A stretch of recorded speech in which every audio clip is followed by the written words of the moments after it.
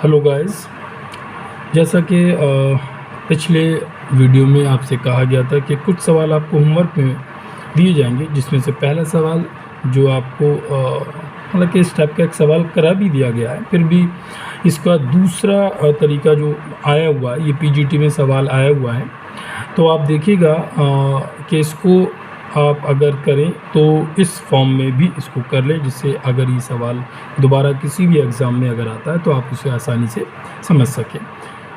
यदि ई और ई डैश अति परवलय x square upon a square minus y square upon b square is equal to 1 तथा इसके संयुग्मी अति परवलय की उत्केंद्रताएँ हैं, तो इन चार ऑप्शंस में से कौन सा ऑप्शन सही होगा। तो अगर आपको ये याद है, जैसे कि ई जो है अति परवलय की समीकरण है और ई डैश उसके संयुग्मी की है, उन दोनों की दो इक्वेशंस ई और ई डैश के रूप में बनाएंगे तो आपके पास सी वाला पार्ट जो है वो सही आ जाएगा।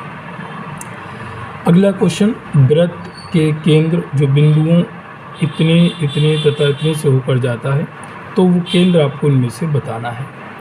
इसका तरीका देखिएगा, अगर हमने एक वृत्त लिया, उसके सेंटर को h, k माना, क्योंकि ये जो केंद्र है वो इन बिंदुओं से होके जाता है, तो इनके बीच की जो दूरी है वो आपस में बराबर होगी, क्योंकि ये सेंटर से केंद्र तक के बीच की दूरी त्रिज्या कहलाती है। तो इस बात को हम क्या लिख सकते हैं, OA, OB और OC, इन दोनों का हमने वर्क कर दिया, OA स्क्वायर, OB स्क्वायर और OC स्क्वायर, दो वैल्यू करके का इस्तेमाल किया। हमने OA square is equal to OB square लिया, OA दो बिंदु के बीच की दूरी का फार्मूला लगा दिया, इसी तरह OB इसमें भी लगा दिया। इसे सॉल्व करते हुए इक्वेशन नंबर 1 बना ली। इक्वेशन नंबर 1 बनाने के बाद इसी तरह हमने OB और OC स्क्वायर लिया, सेम सिचुएशन इसके साथ की, यहाँ पर भी हमने कंडीशन लगा ली, और एक इक्वेशन जो है वो आपके पास ये इक्वेशन बनी h माइनस के इज इक्वल टू -1, और ये इक्वेशन नंबर 2 आ गई। तो ये दो इक्वेशंस आपकी बनी है। इसके बाद इन दोनों इक्वेशंस को सॉल्व करते हैं। इन दोनों इक्वेशंस को सॉल्व करने का तरीका आप ऑलरेडी जानते हैं, फिर भी मैं इसको थोड़ा एक्सप्लेन कर रहा हूँ। यहाँ पर हमने फ्रॉम 1 एंड फ्रॉम 2, फ्रॉम 1 आपके पास है माइनस का h प्लस के 3k और इज इक्वल टू 8। उसके बाद अगर हम बात करते हैं तो h माइनस के और इज इक्वल टू ये वैल्यू है वो -1 आ गई। अब यहाँ से अगर हम बात करते हैं, इन दोनों को सॉल्व करेंगे, ये ऐसे h कट गया 3k और ये आपके पास 2k और इज इक्वल टू जो है वो ये 7 आया।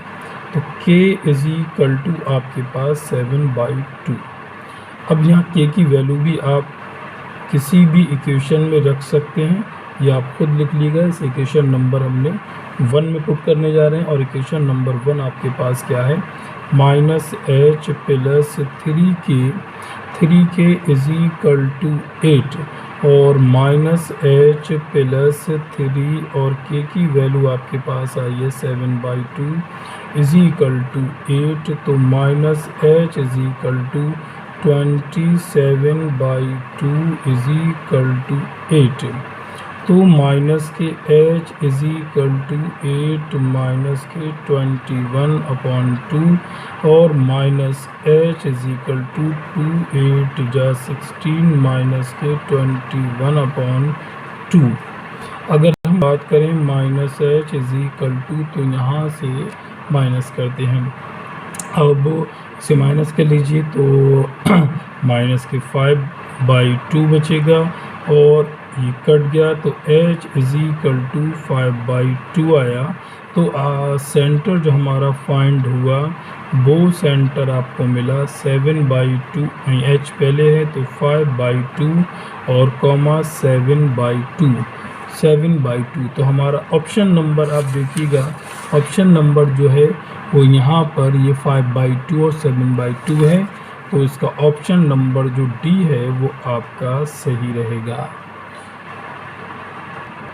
एक और सवाल, ये भी पीजीटी के क्वेश्चन में आया हुआ सवाल है। एक अति परवलय के शीर्ष 1,0 तथा -1,0 और नाभियाँ 2,0 तथा -2,0 है, तो अतिपरवलय का समीकरण ज्ञात करना है।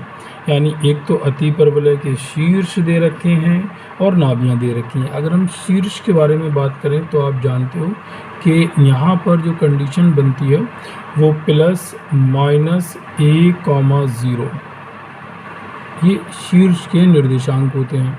तो यहाँ पर वो ये प्लस है, ये तो इसको हमने अलग अलग लिखा, तो इससे ही पता चला ए की वैल्यू तो 1 आ गई। नाभियाँ 2,0 और -2,0। नाभियों के बारे में भी अगर हम बात करते हैं तो वो क्या होता है, +AE,0। तो यहाँ पर भी हमारे पास क्या मिला, AE = 2, क्योंकि ये भी प्लस माइनस है। तो यहाँ पर अगर ए की वैल्यू हमारे पास फाइंड हो चुकी है तो 1 × तो E = 2। वैसे भी अतिपरवलय में E का मान हमेशा 1 से बड़ा होता है, ये बात भी क्लियर हो गई। अतिपरवलय में B, A और E में जो रिलेशन होता है वो आप अच्छे से जानते हो। B² = A², E² -1। A² की वैल्यू 1 है, E की वैल्यू ये है, तो B² = 3 आ गया। अब आपके पास फार्मूला जो है वो अतिपरवलय के समीकरण का जनरल फार्मूला जो होता है उसका स्टैंडर्ड मतलब जो इक्वेशन है वो x² / a² - y² b² = 1 आया। a² की वैल्यू यहाँ 1 आपने निकाली है, b² की वैल्यू आपने 3 निकाली है, तो ये 1 आ गई। एलसीएम ले लिया, 3x² 1y² = 3। तो ये आपका जो आंसर आया वो ये आपका आंसर है, और इसका जो ऑप्शन है वो इसका ऑप्शन जो आपके पास है वो इसका ऑप्शन जो है वो आपके पास ए रहेगा। एक और सवाल आपके होमवर्क में कि वृत्त ये है तथा ये है, यानी वृत्त की 2 समीकरण है। तो ये कहता है आपको ये बताना है कि ये एक दूसरे को बाह्यतः स्पर्श करते हैं, यानी कि ये बाह्यतः स्पर्श करते हैं, या एक दूसरे बिंदुओं को पर प्रतिच्छेद करते हैं, ये प्रतिच्छेद करते हैं, एक दूसरे को अंतः स्पर्श करते हैं, या एक दूसरे से अलग अलग हैं। यानी कि ये 4 कंडीशन हैं। अगर एक दूसरे को बाह्यतः स्पर्श करते हैं तो यहाँ पर जो कंडीशन निकल कर आएगी वो क्या निकल कर आएगी कि केंद्रों के बीच की दूरी यानी कि C1 C2 = R1 + R2। ये कौन सी कंडीशन है, अगर वृत्त एक दूसरे को बाह्यतः स्पर्श करते हैं। अंतः स्पर्श करने वाले का आपको याद होगा C1 C2 = R1 - R2, जो त्रिज्या बड़ी हो उसमें से आप इसको माइनस कर सकते हैं।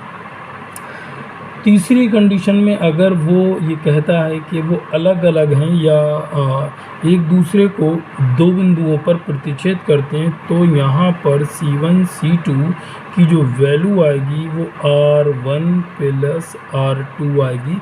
एक दूसरे को अलग अलग अगर वो प्रतिच्छेद करते हैं 2 बिंदुओं पर अलग अलग, जैसे कि इस वाली कंडीशन में एक बस्ती एक दूसरे को 2 बिंदुओं पर प्रतिच्छेद करते हैं, तो यहाँ पर ये निशान जो है वो ग्रेटर देन का आ जाएगा।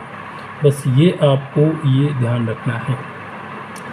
अलग अलग करने के लिए मैं फिर बता दूं, अलग अलग करने में जो कंडीशन होगी वो ग्रेटर देन पर होगी, एक दूसरे को लेस देन पर होगी। ये आप ऑलरेडी पढ़ चुके हो, तो ये आसानी से आप कर लोगे। इसी तरह आगे की वीडियो में आपको और सवाल दिए जाएंगे जिससे आप उन्हें बहुत अच्छे से कर सकें, आप अपने GRC जो आपका पेपर होने वाला है उसकी तैयारी अच्छे से कर सकें। किसी भी तरीके की कोई प्रॉब्लम अगर है तो आप कमेंट बॉक्स में मुझसे पूछ सकते हैं।